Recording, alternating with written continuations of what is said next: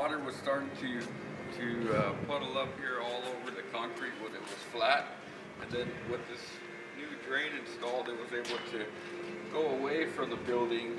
This is the gravel zone that we saw before the grate was put on, and you can see the gravel in the hole, and that gravel expands out under this concrete to about a 6 foot deep and 8 by 8 hole. When this last rain, that it went, instead of it going towards the shop, it went and puddled up, it went straight into this drain. This is another example of an industrial place where we were getting a lot of water that was hanging out right in this area here and puddling back beyond those pipes and getting really wet, like 6 inches of water in front of this restroom. So what we did is we had the concrete people cut out a patch of the concrete and put in about a 6 by 6 gravel zone, and then we put in this grate, and it allows the water then to go back into the ground. It's got little holes in it, and it just helps get rid of the water here and put it back into the water table.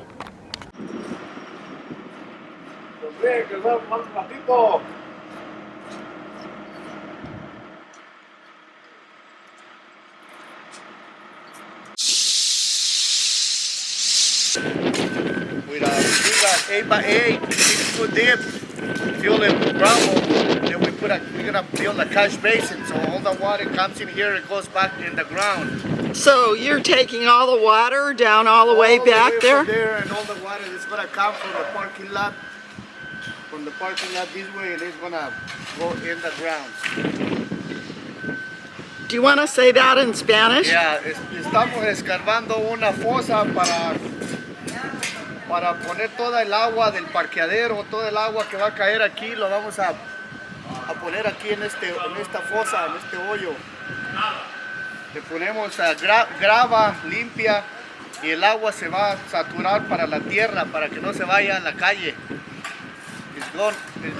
We're taking up some of the concrete and creating catch basins that will let the water back into the... We're really excited about this. Originally, when I told my brothers my idea, they were kind of fighting it, and then they saw the results of doing this and they got really excited about it, and so we've done it around all of our buildings. This is a concrete company called De Oliveira, and they're just absolutely geniuses at planning and doing what we ask them to do at a reasonable price. And this is an industrial property that's 2.5 acres, and that's a lot of water. So as the water runs off the roofs and it's going toward the street, and I just don't want to let that water be wasted. So what we've done is taken out a large patch of the concrete.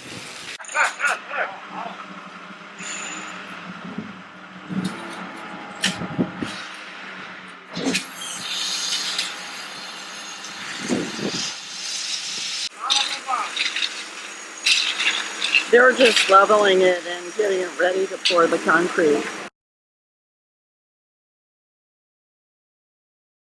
And this is rebar, which will just stabilize the concrete. So we had a lot of water that was collecting in the yard here, and it was backing up into the doorways of the adjacent building.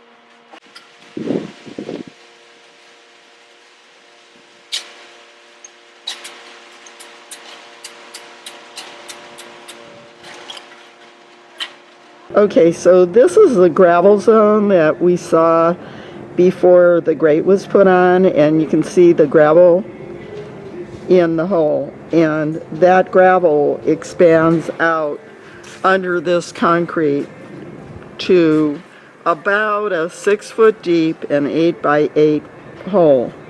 And so what the gentleman just said, what Ray said, is that when the water comes down now from the other parking lot and into here, instead of refluxing into the building here, what it does is instead it's all canted in the direction of this grate, and it goes right into the grate and right into the groundwater table. Rather than import water from Northern California at great expense, take advantage of an easy way to rebuild our aquifer.